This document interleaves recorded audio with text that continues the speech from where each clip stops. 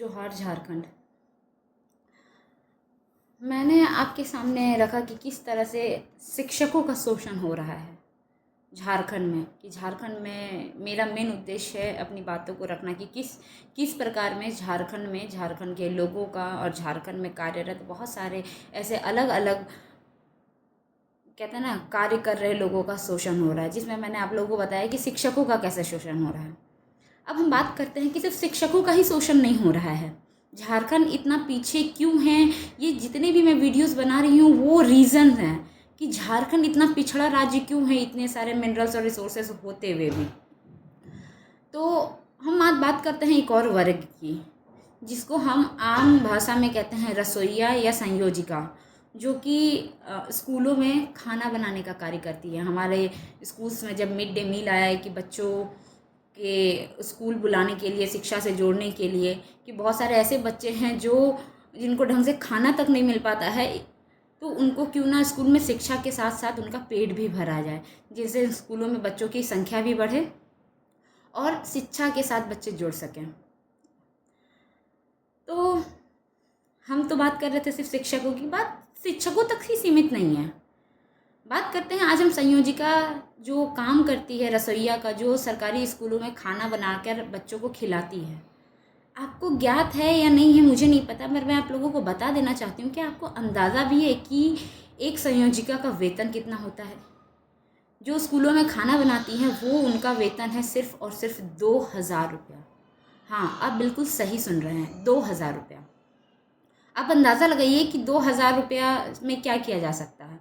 और इस 2,000 में वो स्कूल में जाती है, खाना बनाती है, साफ़ सफाई करती है। कम से कम अगर 8 घंटे का स्कूल है तो उनका भी कम से कम 4 से 6 घंटे का काम होता है। झाड़ू लगाना, पोछा लगाना, बर्तन धोना, सभी बच्चों को ढंग से खाना खिलाना, और खाना खिलाने के बाद बच्चों का सही तरीके से खाना खिलाने के बाद बर्तन धोना। कुछ ऐसे भी बच्चे होते हैं जो अपने बर्तन नहीं धो पाते हैं, तो उनका बर्तन वो धोती हैं। एक माँ का जो रोल होता है ना, वो उस 8 घंटे में वो 6 घंटे तक वो कार्य करती है। और सिर्फ 2,000, क्या आपको लगता है कि ये किस हद तक जस्टिफाई करता है? ये एक, अगर इंसान किसी घर में बर्तन धोने भी जाता है ना, सिर्फ आधे घंटे के लिए एक आदमी का खाना बनाता है, तो उसको 2,000 रुपये दिया जाता है कि वो खाना बनाएगा और बर्तन धो के आ जाएगा। किस हद तक शोषण किया जा रहा है, आप इस बात से अंदाज़ा लगा सकते हैं। और आज जिनको 2,000 रुपये मिल रहा है, वो नहीं भी करने से एक स्कूल में कम से कम 50 बच्चे तो होते हैं, 50, 100, 200, इतने बच्चों को खाना बना के खिलाती है और उनका सिर्फ और सिर्फ 2,000 रुपये सैलरी है। और इसके ऊपर ना कभी गवर्नमेंट ने बात करने की कोशिश की, और ना इनके उद्धार के लिए या इनके, कहते हैं ना, इनके प्रोग्रेस के लिए कोई काम नहीं किया। हम बात करते हैं महिला उत्थान की, वुमेन एम्पावरमेंट की। इस प्रकार से हम वुमेन एम्पावरमेंट करेंगे क्या? आप अंदाज़ा लगे, सिर्फ और सिर्फ 2,000। हम एक तरफ बात करते हैं, चलिए मैया सम्मान योजना, आप कह रहे हैं कि झारखंड में मैया सम्मान योजना के तहत वो महिलाओं का विकास और महिलाओं के प्रोग्रेस के लिए वो पैसे दिए जाते हैं ताकि उनको आर्थिक रूप से सक्षम बनाया जा सके। बहुत अच्छी बात है, लेकिन आप उस हिस्से को क्यों भूल जा रहे हैं जो आपके लिए कार्यरत है, आपके लिए काम कर रहा है? क्या आप उसके लिए, मतलब आपकी कोई भूमिका नहीं बनती है? एक गवर्नमेंट एम्प्लॉय अगर जिनका 60,000 80,000 पेमेंट होता है, उसके बावजूद सारा लोभ लाभ देने के बाद, उनके जीवन को आसान करने के सारे तरीके करने के बावजूद भी आप उनको इन्फ्लेशन काउंट करते हैं कि महंगाई भत्ता और बहुत सारी चीज़ों को देते हैं ताकि उनका जीवन शैली अच्छे से चले। लेकिन उन लोगों का क्या जो सिर्फ 2,000, 4,000, 5,000 में काम कर रहे हैं, ठीक है, और वो आपके अंतर्गत काम कर रहे हैं। मैं उन लोगों की बात ही नहीं कर रही हूँ कि जो क्या कहते हैं, प्राइवेट एम्प्लॉयज़ है या इनफॉर्मल सेक्टर में जो काम कर रहे हैं। मैं उन लोगों की बात कर रही हूँ जो फॉर्मल सेक्टर में वर्क कर रहे हैं और गवर्नमेंट के अंडर वर्क कर रहे हैं। 2,000 एक ऐसा सैलरी है जिसमें ना कि उनका क्या कहते हैं, ना कोई रिटायरमेंट, कुछ भी नहीं, किसी भी प्रकार का कोई भी फ़ायदा नहीं जिससे उनके जीवन शैली को और आसान बनाया जा सके। क्या यही दायित्व है हमारे गवर्नमेंट का? इस बात को क्यों नहीं रेज़ किया जा रहा है? अगर आप 2,500 रुपया फीमेल्स को दे सकते हैं उनके एम्पावरमेंट के लिए और उनको आगे बढ़ाने के लिए, तो क्या जो लोग काम कर रहे हैं उनको किसी तरह का इंक्रीमेंट नहीं मिलना चाहिए? एक एमएलए एक एमएलए की सैलरी 1 लाख से ज़्यादा है, बल्कि उसको सरकारी गाड़ी मिलता है, सरकारी बॉडीगार्ड मिलता है, उसको सरकारी सब कुछ मिलता है। उसके बावजूद भी हमारा काम नहीं होता है। लेकिन जो काम कर रहे हैं उनको हम उनके उनके हिस्से का उनका अधिकार हम नहीं दे पा रहे। हम किस पीढ़ी में, एक तरफ से हम कहते हैं हम 21वीं सदी में हैं, हम आगे बढ़ रहे हैं, हमारा जीडीपी इतना बढ़ रहा है, ये हो रहा है, वो हो रहा है, और दूसरी तरफ हमारे समाज में एक ऐसा समुदाय जो 2000 में काम कर रहा है हमारे लिए, हमारे बच्चों का पेट भर रहा है, जो सरकारी स्कूल्स में जा रहे हैं, उनका ध्यान रखा जा रहा है। ये दिखाता है कि महिलाओं का शोषण सिर्फ और सिर्फ घर में नहीं हो रहा है। महिलाओं का शोषण जब वो किसी चीज़ में कार्यरत है, उस काम में भी किस प्रकार से शोषण हो रहा है। और यही कारण है कि आज जो सरकारी तंत्र है, सरकारी तंत्र के जो उच्च दर्जे में जो लोग बैठे हुए हैं, उन लोगों ने किस प्रकार से शोषण और अपने शासन को चलाते हुए सिर्फ अपने हित के बारे में सोचते हुए हमारे समाज का किस तरह से शोषण किया। और ये शोषण सिर्फ ये मत समझिए आपकी संयोजिका का है या फिर शिक्षक का है। जब इस तरह का शोषण होता है तो उसका जो डायरेक्ट प्रभाव होता है ना, डायरेक्ट इम्पैक्ट पड़ता है हमारे बच्चों के ऊपर जो उस स्कूल में जा रहे हैं। ना उनको सही से शिक्षा मिल पा रहा है, ना कुछ भी मिल पा रहा है। कि काम मिलने के बाद भी क्या स्तर है, क्या स्थिति है, नहीं लगता ये विचार करने की बात है। इंसान अगर प्राइवेट काम भी करता है ना, कहीं पे कितना भी निचला दर्जा का वर्क कार्य कर रहा हो वो, तो भी उसको 8 से 10 हज़ार रुपये सैलरी मिलता है। और जो हम कह रहे हैं ना 2000 की बात, ये एक संयोजिका का पेमेंट सिर्फ 2000 रुपया होता है, और वो 2000 भी उनको समय पे नहीं मिलता है। आप अंदाज़ा लगाइए कि अगर आपके घर में कोई महिला कार्यरत है रसोइयों के काम में, ठीक है, किसी सरकारी स्कूल में, और 2000 में वो क्या कर सकती है, क्या करेगी, हमको ये बताइए ना, कैसे घर चलेगा। बच्चे की ट्यूशन फ़ीस है, अगर बच्चा 10th में है, 9th में है, तो एक बच्चे का ट्यूशन फ़ीस भी 500 रुपये है अभी के समय में। किस तरीके से घर को चलाया जा सकता है। आप बात करते हैं विकास की, तो वो चीज़ें हमें, वो झलकियाँ कुछ तो दिखनी चाहिए ना।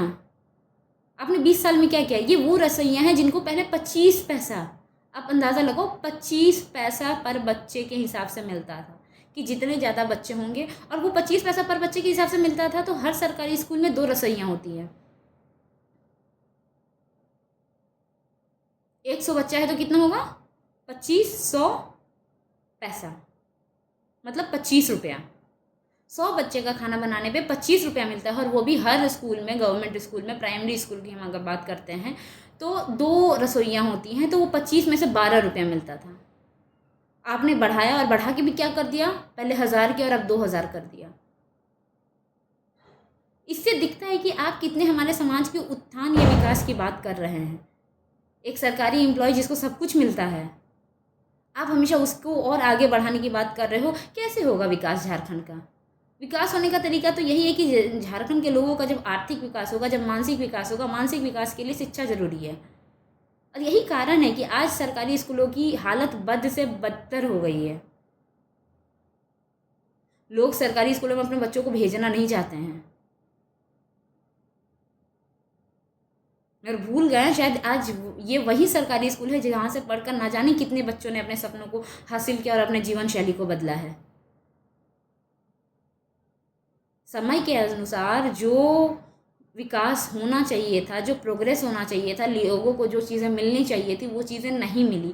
आप 1000 अड़चने लाते हो, किसी तरह का कभी फॉर्म फिल करवाते हो, कभी कुछ करवाते हो, लेकिन जो लोग ये कार्य कर रहे हैं उनके विकास के बारे में क्या। जब जो लोग आपके लिए काम कर रहे हैं आप उनका विकास नहीं कर पा रहे हो, तो आप आम जनता की क्या विकास करोगे, कैसे विकास करोगे। आपके तंत्र से जो लोग जुड़े हुए हैं, जो निचले दर्जे में हैं, आप पहले उनका तो विकास कर लो।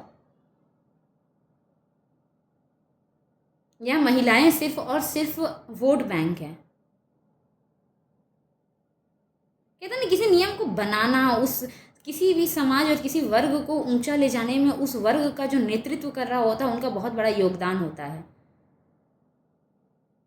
बड़े बड़े पॉलिटिशियंस हेलीकॉप्टर में घूम रहे हैं, बड़ी बड़ी काफिलाएं हैं, ठीक है, बड़े बड़े ऑफिसर्स के पास ना जाने हमेशा कहीं ना कहीं लाखों करोड़ों रुपए की करप्शन के पैसे हैं, और जो लोग काम कर रहे हैं उनके पास इतना तक नहीं जा रहा है कि वो अपने जीवन यापन को ढंग से चला सकें, 3 टाइम का ढंग से खाना खा सके, अपने बच्चे को अच्छा शिक्षा दे सके और शांति से अपना जीवन यापन कर सके।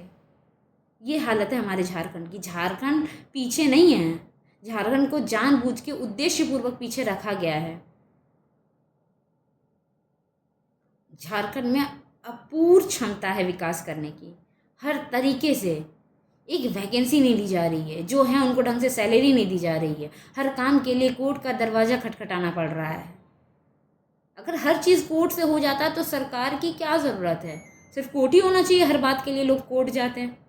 इतने बड़े सरकारी तंत्र की क्या ज़रूरत है? कोई ज़रूरत ही नहीं, क्योंकि आपका जो कार्य दिया गया है, जिस कार्य को करने के लिए आपको हर तरह की सुविधाएं दी जाती है, आप उस कार्य को कर ही नहीं पा रहे हैं। MPLADS funds, member of parliament local area development fund, करोड़ों का फंड आता है, पर ये जाता कहाँ है? गवर्नमेंट इतना इतना पैसा एलोकेट करती है शिक्षा के क्षेत्र के लिए, ये क्षेत्र के लिए, वो क्षेत्र के लिए, हर क्षेत्र के लिए पहले से तो ये पैसा जा कहाँ रहा है? मान लेते हैं हम एक दिन में बहुत ज़्यादा विकास नहीं कर सकते हैं, मैं इस बात से मानती हूँ, लेकिन कुछ तो प्रोग्रेस दिखेगा ना। 1% का प्रोग्रेस नहीं दिखेगा। ये वो वर्ग है ना, हमारे जो व्यक्ति और व्यक्तित्व का जो विकास है ना, उसको बहुत पीछे छोड़ दिया गया है।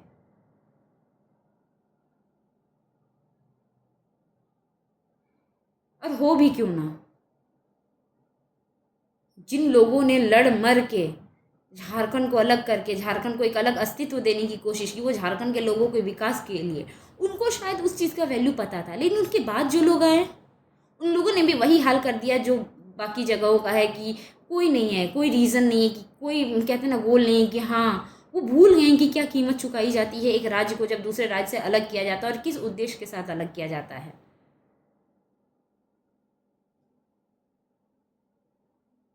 जब किसी को कोई भी चीज़ बहुत आसानी से मिल जाती है तो उस चीज़ की कद्र नहीं होती है। हमारा जो तंत्र है, खास करके जो राजनीति में मैक्सिमम टाइम यही है। कौन है ये पॉलिटिशियंस? ज़्यादातर तो वही लोग हैं, 80 to 90% वो पॉपुलेशन है जिसका फैमिली बैकग्राउंड, और यार बपौती थोड़ी है। फिर राजा वाला वही सिस्टम तो सही था ना, एक राजा मरता, उसके बाद उसके पुत्र को वो चीज़ दिया, राज्य का पूरा पदभार दे दिया जाता और राज्य के विकास के लिए बात किया जाता। लोगों को उम्मीद भी नहीं होती, हाँ उनको पता होता था यही उनके कर्ता धर्ता है, जो करेंगे वही करेंगे, पूर्ण रूप से वो आश्रित होते थे। लेकिन आज भी बहुत ज़्यादा अंतर नहीं हुआ है, आज भी वही चीज़ें हैं।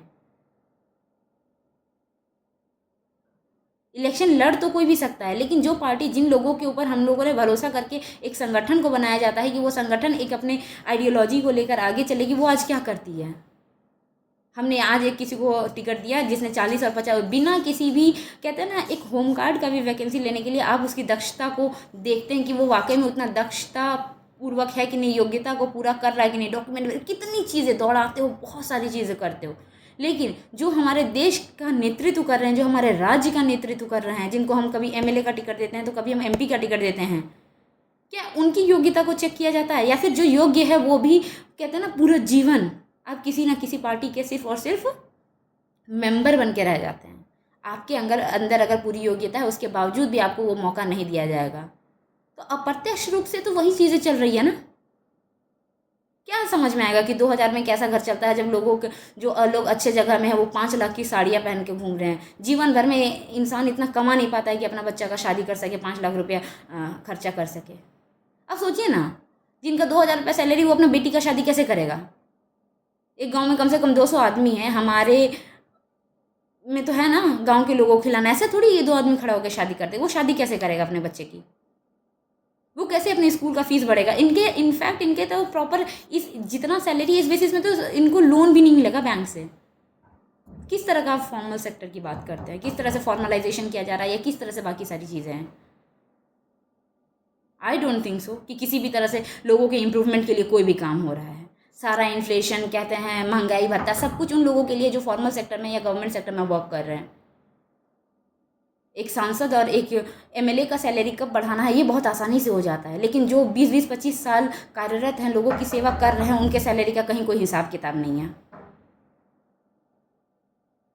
यहाँ तक कि हिसाब किताब है नहीं, सोचा भी नहीं जा रहा है कि 5 साल बाद भी सैलरी बढ़ेगी या ऐसा कुछ होगा। ऐसे राज्य में हम, एक ऐसे राज्य के हिस्सा हैं हम, कैसे होगा? और दिक्कत ये है ना कि हम भी कहीं ना कहीं बहुत शांत हो गए हैं चीज़ों को लेके। भगत सिंह को भी ना उस समय के ब्रिटिश साम्राज्य तक अपनी बात को पहुंचाने के लिए, लोगों को आघात या आहत करने के लिए नहीं, अपनी आवाज़ तक उन लोगों को, जब लोग सत्ता में बैठते हैं, जब लोग शासन व्यवस्था करते हैं तो लोग बहरे हो जाते हैं।